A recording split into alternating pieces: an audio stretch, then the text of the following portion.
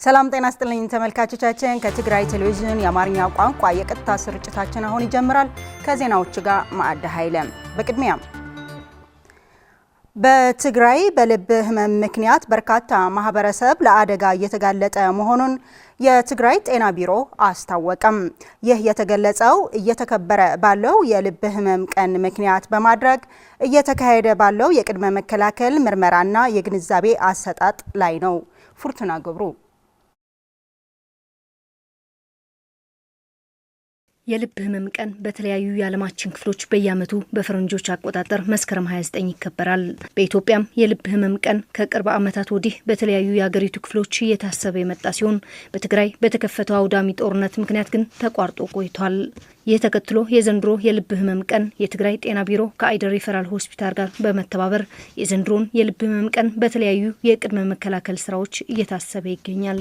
የልብ ህመም ቀን ምክንያት በማድረግ የቅድመ መከላከል ስራ ትልቅ አስተዋጽኦ እንዳለውና ይህም እንዲሳካ የማህበረሰቡ ግንዛቤ የማስጨበጥ ስራ እየተሰራ መሆኑ የትግራይ ጤና ቢሮ ተላላፊ ያልሆኑ በሽታዎች አስተባባሪ አቶ ሐርነት አዳንና የማዕለ ደም ባንክ ዳይሬክተር አቶ ሳምሶም የማነ ይናገራሉ። በህብረተሰቡ የልብ ድካም ግንዛቤ ለመፍጠር ነው ዋና ዓላማው። በተጨማሪ ደግሞ ግንዛቤ ለመፍጠር ቢያንስ ለልብ ድካም ተጋላጭ የሆኑና ወይ ተጋለጡ ወይም ደግሞ ተጋላጭ የሆኑ ክፋል ህብረተሰቦች በዚህ ቀለል ያሉ ምርመራዎች አሉ። በሱን ተመርምሮ ያለው የጤና ሁኔታውን ለማወቅ ነው። ለአብነት ያክል የደም ፕሬሸር ማለት የደም አሁን ደም ብዛት ምን እንበታለው በተለምዶ ደም ብዛት የምንጠራው ነገር አለ። ይሄ ደም ብዛት ሲባል ደም በዝቶ ሳይሆን በስራው ደም ያለው ደም ሲጨናነቅ ነው። ስለዚህ የደም መጨናነቅ ያለውና የመለየት ነው። ሁለተኛ ደግሞ የስኳር ነው። የስኳር ሌቨሉ አንድ ሰው ጤናማ የሆነ ሰው የስኳር ልኩ ስንት ነው መሆን ያለበት? ስለዚህ የሱ ምርመራም ይካሄዳል። ስለዚህ 3 ዓላማዎች አሉት። ያው አንዱ የደም ማሰባሰብ ስራ ነው።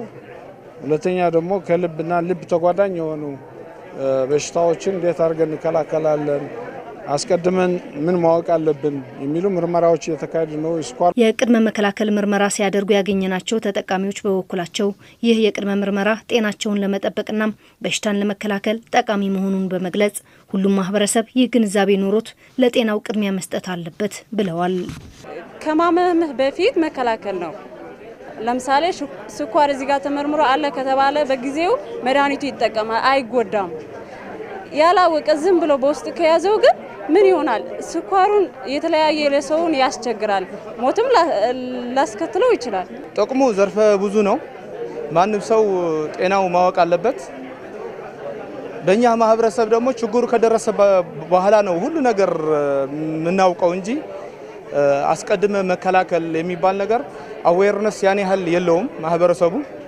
ዋናው ግን ምንድነው አውቀ ቀድመ የመከላከል ስራዎች መስራት አለብህ። አሁን ካለንበት የኑሮ ዘይቤ ጋር የልብ ህመም ከጊዜ ወደ ጊዜ አስከፊነቱ አደጋ የሆነ መምጣቱን የገለጹት በመቀለ ዩኒቨርሲቲ የልብና የውስጥ ህመም ሐኪም ዶክተር አብርሃ ኃይሉም ለዚህ ህመም የቅድመ መከላከል ስራዎች መስራት እንዳለበትና ህብረተሰብም በትኩረት ጤናውን ለመጠበቅ እድሉ እጁ ላይ መሆኑን ይናገራሉ። ስፔሲፊካሊ የልብ ህመም ሲባል በጣም ሰፋ ያሉ ናቸው። በጣም በስፋት የሚታየው የሮማቲክ የልብ ህመም ነው። ከዛ በኋላ ደግሞ አሁን ከተማ አካባቢ ከኑሮ ዘይቤ ጋር ተያይዞ የስኳርና የደም ግፊት የኮሌስትሮል ችግር ተያይዞ የሚመጣ የደም ስር መጥበብ ኮሮናሪ አርተሪ ዲዚዝ የሚባል ከደም ግፊት ጋር ከራሱ ጋር ተያይዞ የሚመጣ የጡንቻ ችግር ካርዲዮማዮፓቲ የሚባል ህጻናት ላይ ደግሞ ክፍተት በተፈጥሮ የሚመጣ የልብ ችግር አለ። የልብ ሽፋን ህመም አለ። በጣም ብዙ ናቸው። እኛ ሀገር ላይ ግን የሚታየው ቅድም እንዳልኩት የሮማቲክ የልብ ህመም ነው። ከቶንሲል ጋር ተያይዞ ይመጣል። በቀላሉ መከላከል የምንችለው ሮማቲክ የልብ ህመም ከደረሰ ግን ማከሙ በጣም ከባድ። በትግራይ ያለው በቂ የከርስ ምድር ውሃ ጥቅም ላይ ለማዋል የሚያግዝ የውሃ ፖሊሲ ባለመኖሩ ከጊዜ ወደ ጊዜ በትግራይ የተለያዩ አካባቢዎች የድርቅ ሰለባ ሆነው እንደሚታዩና ይህን ለመፍታትም የዘርፉ ባለሙያዎች በጋራ በመሆን የመፍትሄ አቅጣጫ ማስቀመጥ እንደሚገባ ተገለጸ። ፍሬወት ወልደመድህን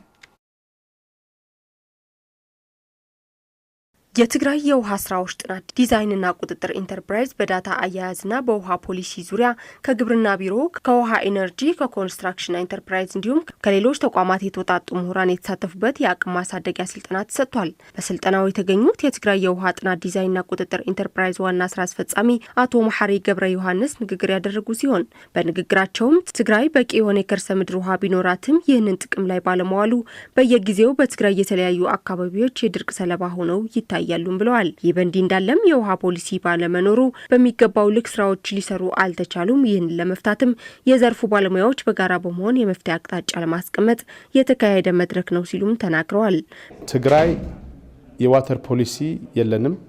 አሚላክ ሪከረንት በየ5 ዓመት በየ10 ዓመት ሁሉ ጊዜ ነው የሚመጣውና ለሚታወቅ ነገር እንዴት ነው ይሄን ነገር ሶልቭ ማድረግ ያልቻል ነው የሚለውን ቁጭት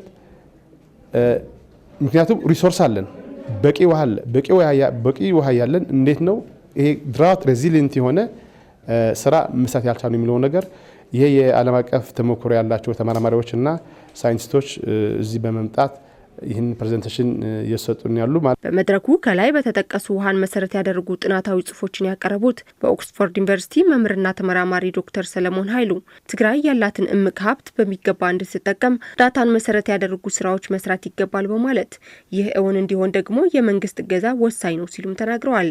የትግራይ ወተር ፖሊሲ የሚባል የለም እንዲሁ የአስተዳደር የወተር አስተዳደር ማለት ነው። አሁን ብዙ ሪሶርስ አሉን። ውሃ የለም አይደለም፣ ውሃ አለ። ግን እንዴት ነው ውሃውን የምንይዘው? ውሃ ዝናሁን መቼ ነው የሚመጣው? አማውንቱ ስንት ነው? ስንት የሚሆን ውሃ ነው የሚመጣው? መቼ ይጀምራል? መቼ ይጨርሳል? እነዚህን አሁን ሙሉ ኢንፎርሜሽን መሆን አለብን። ከዛ ደግሞ በግራውንድ ላይ ስታዩ ደግሞ በፈሳሽ ውሃ የሚባለው እሱ ደግሞ ብዙ አለን ወይ ይቆያል ወይ? አሁን የምናየውን ውሃ አለ ወይ? ስንት ሊቆይ ይችላል? እንዴት አድርገንስ ወደ ወተር ሰፕላይም ሊሆን ይችላል ወይም ደግሞ ለእርሻም ሊሆን ይችላል። እነዚህን በደንብ አድርገን እንዴት መጠቀም አለብን። ከዛ ደግሞ ባለን ጥናት መሰረት ወይም ባለን ዳታ መሰረት ደግሞ ምን አይነት ስትራክቸር መስራት እንችላለን? ግድብ ነው መስራት የምንችለው ወይ ከግድብ ያነሰ ነው መስራት የምንችለው? ስንት ያህል ባለን ውሃ መሰረት ደግሞ ስንት ያህል እርሻ መጠቀም ወይም ደግሞ ማልማት የምንችለውን ማመች እንችላለን የሚለውን ነገሮችን ነው እያየን ያለነውና የስልጠናው ተሳታፊዎች በበኩላቸው በዓለም አቀፍ ምሁራን የተሰጣቸው ስልጠና ለሚያከናውኗቸው ስራዎች አጋዥ መሆኑን ተናግረዋል። በጣም ይጠቅማል። ምክንያቱም እኛ ሁልጊዜ ስንሰራም አይተነዋል የዳታ አስፈላጊነት። ቢኮዝ ማንኛውም ጥናት የሚደረገው ከዳታ ነው የሚነሳው። ፕሪቪየስሊ የተሰሩ ዳታዎችን ይዘን ካልሆነ ከዜሮ አትነሳም። ስለዚህ እነዛ ዳታዎች በጣም አስፈላጊ ናቸው። ስልጠናው በጣም ሰፊና አስፈላጊ ነው።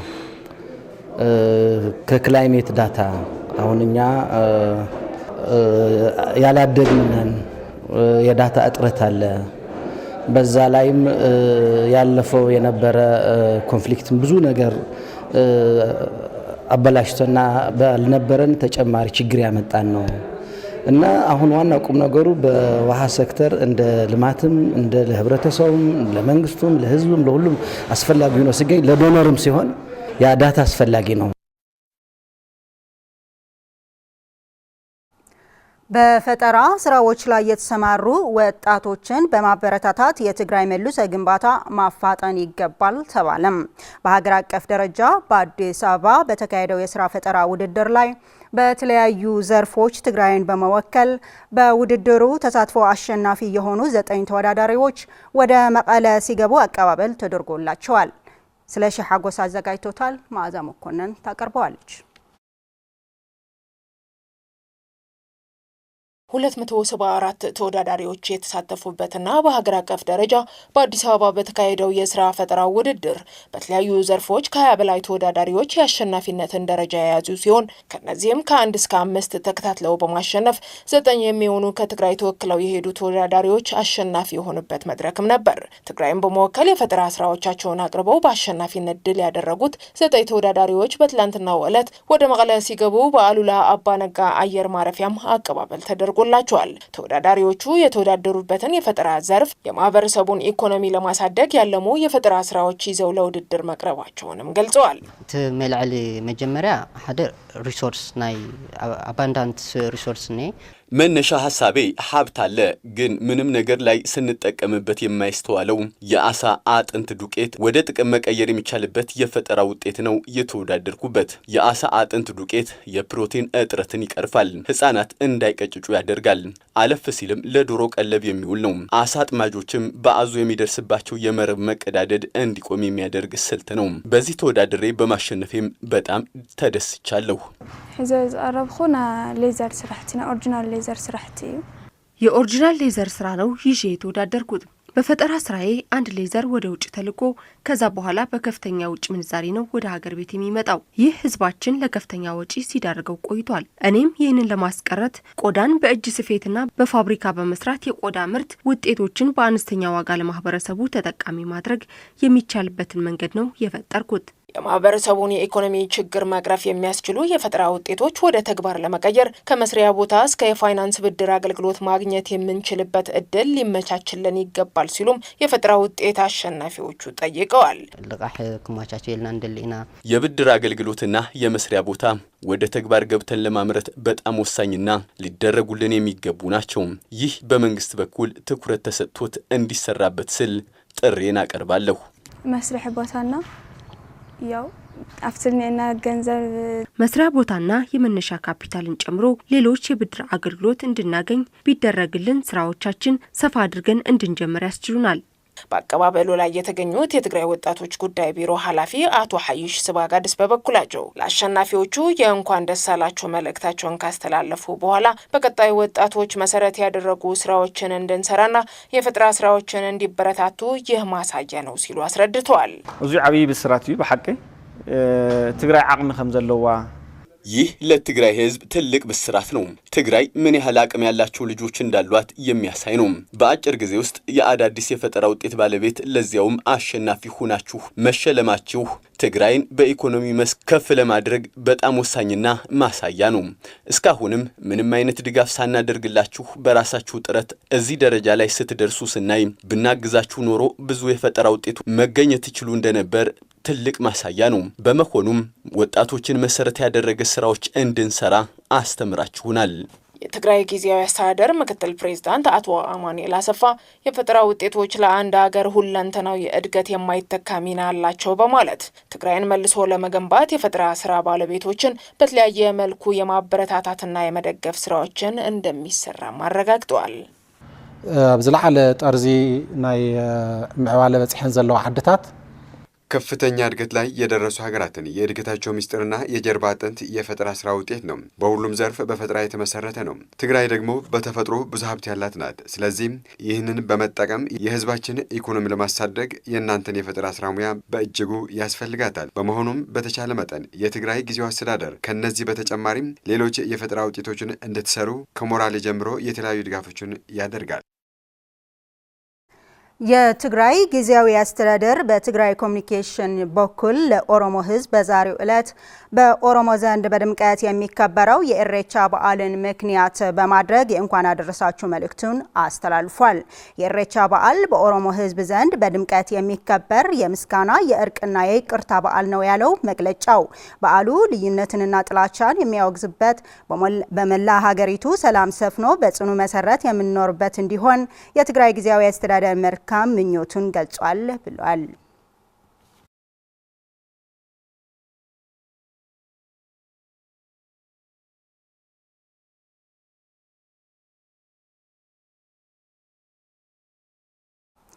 አርሶ አደሮችን በሴፍቲኔት ፕሮግራም በማሳተፍና ልማቱ ተጠቃሚ በማድረግ የምግብ ዋስትናቸው ማረጋገጥ እንደተቻለ የግብርና ሚኒስቴር ምግብ ዋስትና ቢሮ አስታወቀም። በአምስተኛው ምዕራፍ የተቀናጀ የገጠር ልማታዊ ሴፍቲኔት ፕሮግራም በትግራይ ክልል በተከናወኑት የልማት ስራዎች ለመገምገም በተመረጡ 3 ወረዳዎች ከሚኒስቴር መስሪያ ቤቱ የተውጣጡ ቡድን የመስክ ምልከታ አካሂደዋል። የገብረ እግዚአብሔር ኃይሉ ዘገባ አሰፋ ካሳም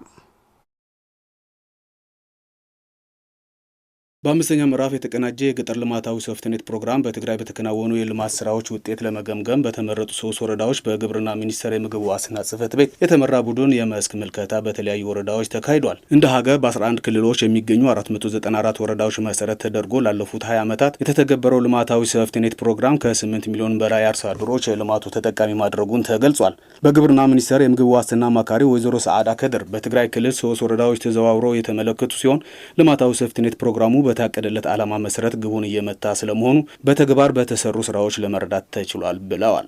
ከተረጅነት ወደ ምርታማነት የምንለው አንድ ጽንሰ ሐሳብ ብቻ አይደለም፣ ፓኬጅ ነው። የፓኬጁ አካል ነው። ይሄ የገጠር ልማታዊ ሴፍቲኔት አንዱ የፓኬጁ አካል ነው ማለት ነው። በምን ተፈጥሮን በመንከባከብ አፈርን በመጠበቅ ውሃን በማሰባሰብ ከዛ ደግሞ ተጠቃሚ በመሆን ራስን ከተረጅነት እያላቀቁ የመሄድ ስራ ነው አንደኛው። ሁለተኛው በዚህ በቤተሰብ ኑሮ ማሻሻያ ተጠቃሚ መሆን የማህበረሰብ ስራንና የቤተሰብ ኑሮ ማሻሻያን የማስተሳሰር በማህበረሰብ ስራ የተገኘውን የተፈጥሮ ሀብት ጥበቃን ወደ ቤተሰብ ኑሮ ማሻሻያ ጋር በማስተሳሰር እንዲጠቀሙ ማድረግ ላይ ይሄው እንደምታዩት ውሃ ከግራና ከቀኝ ወደ ታችኛው ተፋሰስ እየሄደ ይገኛል ማለት ነው። አሁን በዚህ በቆምንበት ቦታ ላይ እዚህ የሚፈሱ ወንዞች ወደ ዋናው ግድብ ገብተው የአክሱም ከተማንና የአድዋ ከተማ የመጠጥ ውሃ እንዲገኝ አድርገዋል ማለት ነው። ይሄ ትልቅ ለውጥ ነው፣ ማህበራዊ ለውጥ ነው። እንደ ግለሰብም ደግሞ ግለሰቦች በመስኖ በመጠቀም መሬታቸውን በመስኖ በማልማት ክረምት በክረምት ውሃ ያመርታሉ። በጋ ደግሞ በመስኖ ውሃ የተለያዩ አትክልቶችን እያመረቱ ተጠቃሚዎች እየሆኑ ይገኛሉ ማለት ነው። ስለዚህ የገጠር ልማታዊ ሴፍቲኔት ልማታዊ የሚለውን ጽንሰ ሀሳቡን እየተገበረ የሚገኝና በተጨባጭ መሬት ላይ ያየነው ስለሆነ አላማው ግቡን መጥቷል ማለት ነው። በትግራይ ክልል እርሻና የገጠር ልማት ቢሮ የተፈጥሮ ሀብትና የምግብ ዋስትና ዘርፍ የመሰረተ ልማት ፕሮግራም ባለሙያ አቶ ኃይለማርያም ሕሼ በፕሮጀክቱ በተፈጥሮ ሀብት ልማት ጥበቃ፣ በደን ልማት፣ በንጹህ የመጠጥ ውሃ አቅርቦትና በሰብል ምርታማነት ሰፊ ስራ መሰራቱና በዚህም ማህበረሰቡ የልማት ተጠቃሚ ሆነዋል ሲሉም ይገልጻሉ። ቆየናባቸው 3 ወረዳዎች በታህታይ ማጨው፣ ላዕላይ ማጨውና አድዋ ወረዳዎች የተለያዩ በፕሮጀክቱ ወይም በፕሮግራሙ እየተሰሩ የተለያዩ የተፈጥሮ ሀብት ስራዎች፣ የውሃ ስራዎች፣ የመስኖ ስራዎች እንዲሁም የላይቭሊሁድ የኑሮ መሻሻያ ስራዎች ታዝበናል። በ3 ያየናቸው ወረዳዎች በተለይ የተፈጥሮ ሀብት ስራዎች በላይኛው ተፋሰስ በመሰረታው በታችኛው ተፋሰስ የመጡ የተለያዩ ለህብረተሰቡ ኑሮ መሻሻያ የሚሆኑ ውጤቶች ተመዝግበዋል። ከነዚህ የተመዘገቡ ደግሞ የእንስሳት መኖ በከፍተኛ ደረጃ የመጨመሩ፣ በታችኛው ተፋሰስ ደግሞ የመስኖ የከርሰ ምድርና የገጸ ምድር ውሃ መጨመሩን ታዘበናል። የሴፍቲኔት ፕሮግራም ተጠቃሚ አርሶ አደሮች በበኩላቸው ከፕሮግራሙ ባገኙት ገንዘብ በንግድና በእንስሳ እርባታ ተሰማርተው ኑሯቸውን መሻሻሉም ገልጸዋል። አብ ሴፍቲኔት ተጠቃሚነት አለው። ልማታዊ ሴፍቲኔት በርካታ ጥቅሞች አሉት። በጣም ነው የምትለወጠው። የፕሮግራሙ ተጠቃሚ በመሆኔ ኑሮዬን ለማሻሻል ችያለሁ። እኔ ብቻ ሳይሆን ሁሉ የፕሮግራሙ ተጠቃሚ በተለያዩ የልማት መንገዶች ራሱን ይለውጣል፣ ኑሮውን ያሻሽላል፣ ከጠባቂነት ይላቀቃል። በመሆኑም ባረጋገጥነው ሀብት ልክ ተመርቀን እንድንወጣ ይደረጋል። ናይ ትርፊ ዕዳጋ አፍቲ ናኸርኩ ገንደሳ ናኸርኩ እዚ ዘጥራህዎ ካብኡ በፕሮግራሙ ድጋፍ ባገኘሁት ገንዘብ ወደ ንግድ ስራ ገብቼ ትርፋማ በመሆኔ እነዚህ በጎች በ15,000 ብር ገዝቼ በማርባት ላይ ነኝ። ለራሴ በጥሩ ሁኔታ ላይ ነኝ ያለሁት። በመንግስት ድጋፍ ስለተደረገልኝ ሰርቼ ትርፋማ ለመሆን ችያለሁ።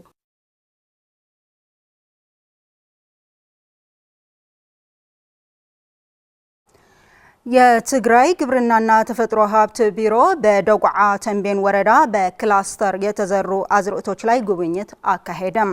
ምርትና ምርታማነትን ለማሳደግ የተሻለ የእርሻ ዘዴ መጠቀም እንደሚያስፈልግም ተገልጿል።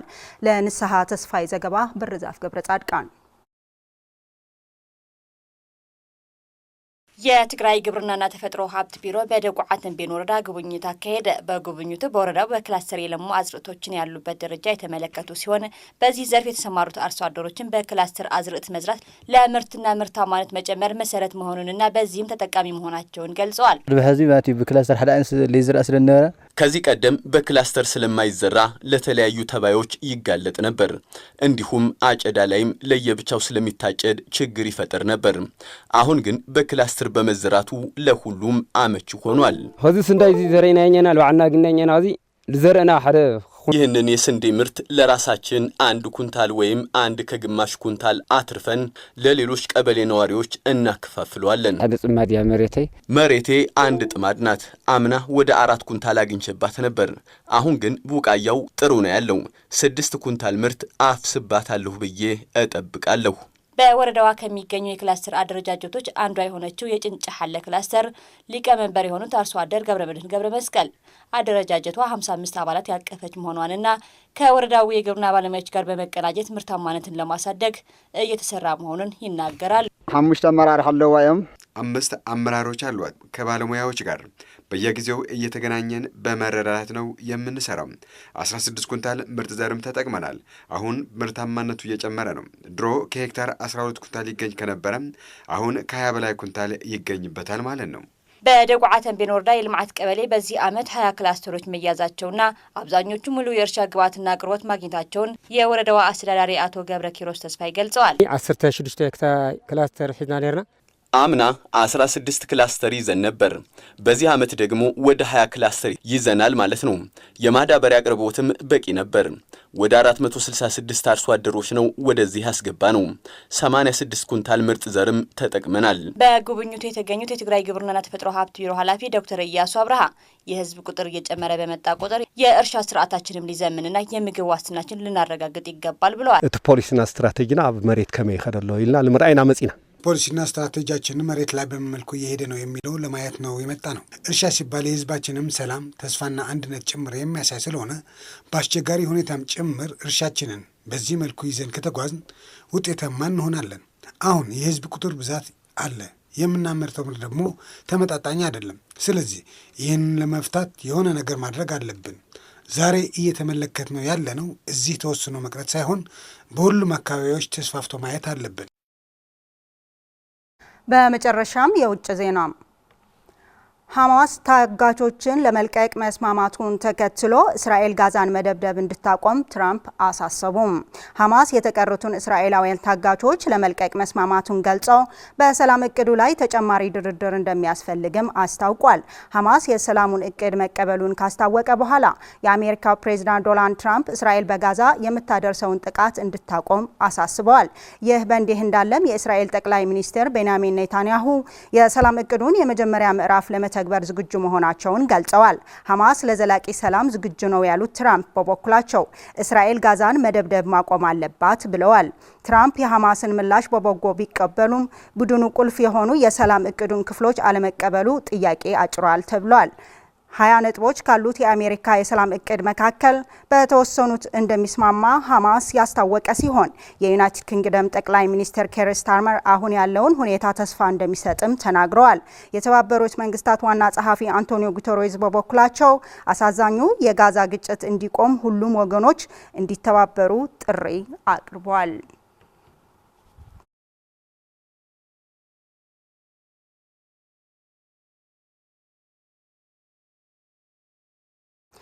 ተመልካቾቻችን ለሰዓቱ ያዝናቸው ዜናዎቻችን በዚህ አበቁ። በያላችሁበት ሰላም